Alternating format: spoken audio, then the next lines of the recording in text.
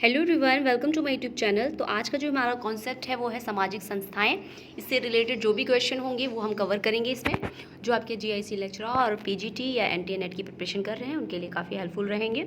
ये series continue चल रही है, तो आपने अभी चैनल को सब्सक्राइब नहीं किया तो सब्सक्राइब कर लें और अपने फ्रेंड के साथ शेयर करें ताकि उन्हें भी इसका लाभ मिल सके। तो चलिए स्टार्ट करते हैं। क्वेश्चन हमारा है, निम्नलिखित में से कौन सी जनजाति मातृस्थानीय है?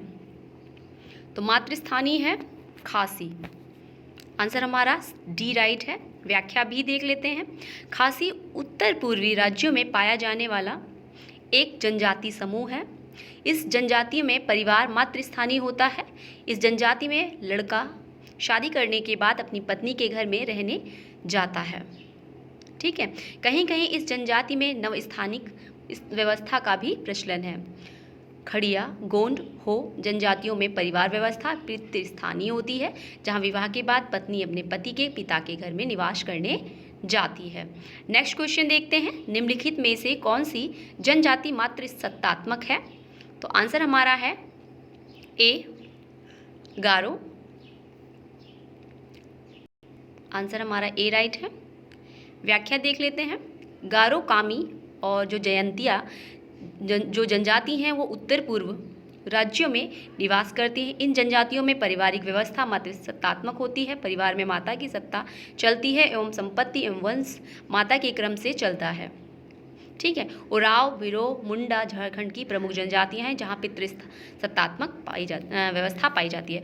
तो पितृसत्तात्मक कौन कौन है? उराव, वीरो, मुंडा, ये झारखंड की हैं। ये भी आपको याद रखना, क्वेश्चन इस तरीके से बनते हैं। और कौन सी पारिवारिक व्यवस्था है उसमें? पितृसत्तात्मक। ठीक है। नेक्स्ट क्वेश्चन देखते हैं, निम्नलिखित में से विवाह संबंधी नातेदारी के उदाहरण कौन से हैं? तो कूट दिए हुए हैं, तो कौन से हैं नातेदारी संबंधी? वो हमारा है पत्नी और ससुर। आंसर हमारा बी राइट है। नातेदारी विवाह एवं जन्म से बने सामाजिक संबंधों को कहते हैं। विवाह से बने संबंध, जो सामाजिक संबंधों को विवाह संबंधी और नातेदारी कहते हैं, जैसे पति पत्नी, मौसा, ससुर, साली, साले आदि। जन्म या खून से बनी नातेदारी को रक्तमूलक नातेदारी कहते हैं। नेक्स्ट क्वेश्चन है, कथन और कारण दिए हुए हैं।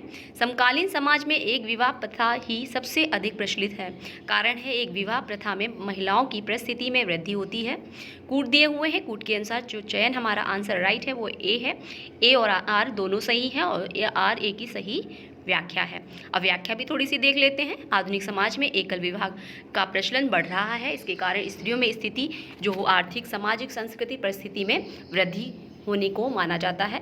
निश्चित ही एकल विवाह में नारी की परिस्थिति में वृद्धि हुई है। इस परिस्थिति में वृद्धि के कारण नारी परिवार के लिए एक अहम भूमिका, सदस्य की भूमिका निभाती है और तथा उसको अनेक आर्थिक, सामाजिक स्वतंत्रता प्राप्त है और ऐसी स्थिति में वो निर्णय लेने में अहम भूमिका अदा करती है।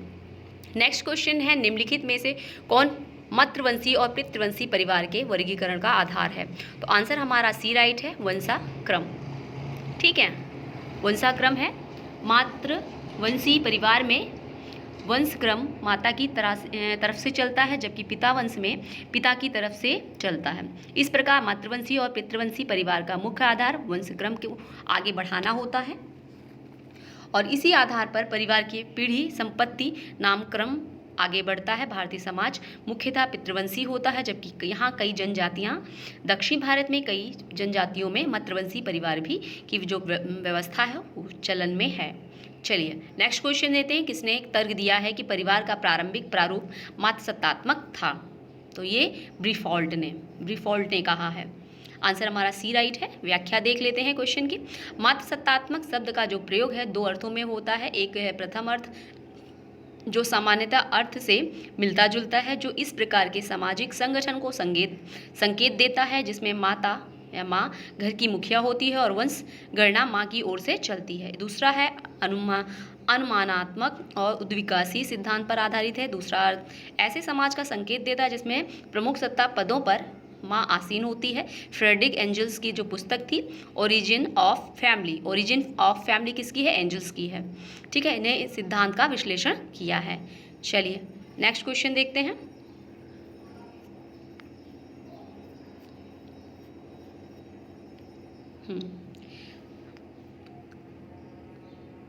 अंतः विवाह रूढ़िवादी है जबकि बाह्य विवाह प्रगतिवादी है। यह कथन किसका है? तो ये किसका है? ये कथन है पीवी काणे का। ठीक है, आंसर हमारा बी राइट है। अंतः विवाह में व्यक्ति अपने ही समूह के अंतर्गत विवाह करता है, जबकि बाह्य विवाह में क्या होता है? व्यक्ति अपने समूह से बाहर विवाह करता है।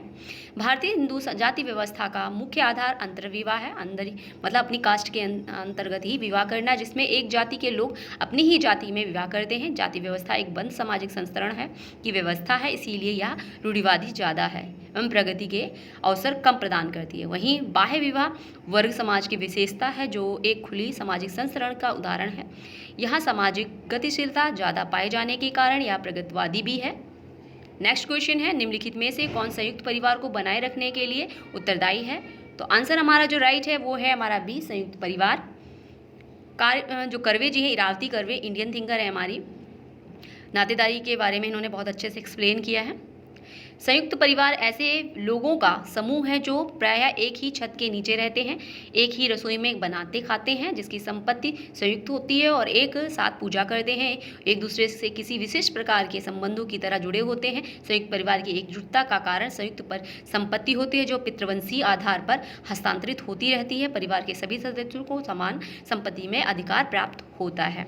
नेक्स्ट क्वेश्चन है, निम्नलिखित में से किंगशिप ऑर्गेनाइजेशन इन इंडिया पुस्तक किसने लिखी है? तो ये लिखी है किंगशिप ऑर्गेनाइजेशन इन इंडिया, ये पुस्तक लिखी है इरावती कर्वे जी ने। ठीक है, आगे देखते हैं कर्वे जी की और कौन कौन सी बुक्स हैं। तो इनकी बुक्स हैं kinship organization in India, group selection in village community, Hindu society का what is caste. Radha Kamal Mukherjee की बुक्स क्या हैं? Sociology in India, culture and art of India, the social structure of value, dynamic of morals, cosmetic art of India, history of Hindus civilization, the social junction of art. Kapadia ji की हैं marriage and family in India, Hindu kinship, rural family pattern, cast in tension. तो ये हमारे कपाड़िया जी की book है। ठीक है, next question देखते हैं, किसने परिवार के दो प्रकारों को उन्मुक्ता का परिवार और जनन का परिवार के रूप में प्रतिपादित किया है? तो ये आंसर जो हमारा राइट है वो डी है, लिंटन जी ने। उन्मुक्ता का परिवार और जनन परिवार की अवधारणा का प्रतिपादन मर्डॉक ने किया था, परंतु रॉल्फ लिंटन ने वर्णन का भी इस अवधारणा के विकास में योगदान है। जिस परिवार में व्यक्ति का जन्म और शिक्षा दीक्षा होती है उसे जन परिवार कहा जाता है, या उन्मुक्ता का परिवार कहा जाता है।